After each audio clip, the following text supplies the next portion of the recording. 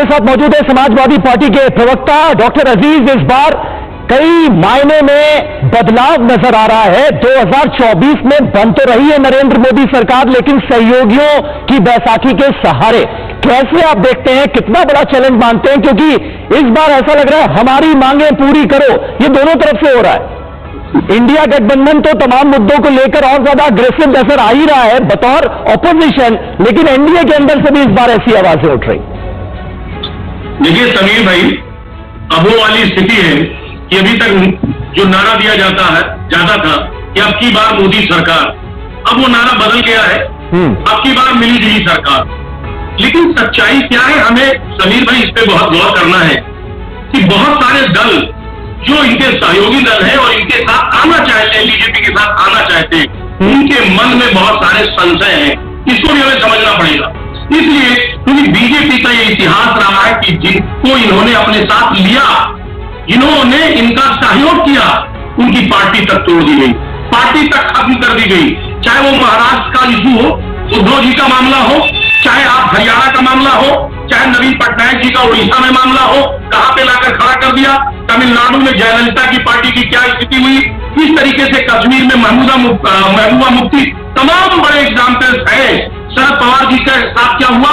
तो जो पार्टियां सहयोग कर रही हैं, उनके मन में यह भी संशय है कि कहीं उनकी पार्टियों को पर आघात न कर दिया जाए। एक बात। दूसरी बात देखिए, एक बात आप समझिए कि जब इंसान 10 साल तक उसने तानाशाही किया है, उसने किसी की बात नहीं सुनी, जनता की आवाज नहीं सुनी, अपने सहयोगियों की आवाज नहीं सुनी, विपक्षियों की आवाज नहीं सुनी, तो अचानक उसके अंदर बदलाव कैसे आए?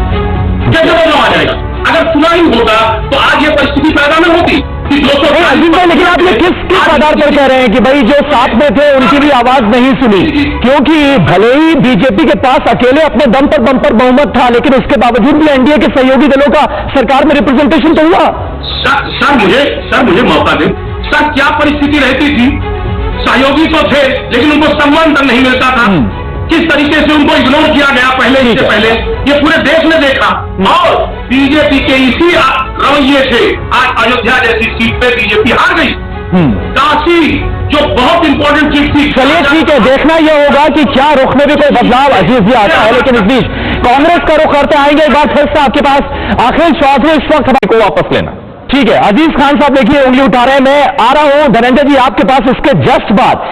अजीज खान साहब, जब चुनौतियों की बात हो रही है, चैलेंज की बात हो रही है, तो सबसे बड़ा जख्म बीजेपी को तो आप लोगों ने दे दिया यूपी के अंदर। समाजवादी पार्टी की जो शानदार परफॉर्मेंस रही, आपको लगता है एक चैलेंज वो भी है? क्योंकि बात बार बार यूपी के मद्देनजर करें तो भीतरघात की आ रही है, लोग कह रहे हैं बीजेपी को बीजेपी ने हराया, ये भी एक चैलेंज है क्या आपके हिसाब से? देखिए, बात भाई 2-3 बड़ी इंपॉर्टेंट बात है। इसमें कोई दो राय नहीं है कि इनकी आपसी सामंजस्य ठीक नहीं है। जब जहां डिक्टेटरशिप होती है तो जो सहयोगी होता है वो सम्मान नहीं करता है, तो जाहिर सी बात है कि इस तरीके की परिस्थितियां पैदा होती है। और वो वहां पर इस वक्त चल रही है और घमासान हो रहा है। मैं उस पर कुछ नहीं बोलना चाह रहा था, इनके पार्टी का अंदरूनी मामला है। लेकिन हमने देखा कहा जख्म दे दिया। ये जख्म इस स्थिति में उन लोगों को दिया गया है जो यहाँ के लोग हैं, यहाँ के बेचारे तमाम जिनको नौकरियां नहीं मिली। पेपर लीक हुआ, किस तरह क्रम के नाम पर लोगों को बांटने का प्रयास किया गया, नफरत का कहीं ना कहीं बाजार गर्म रहा।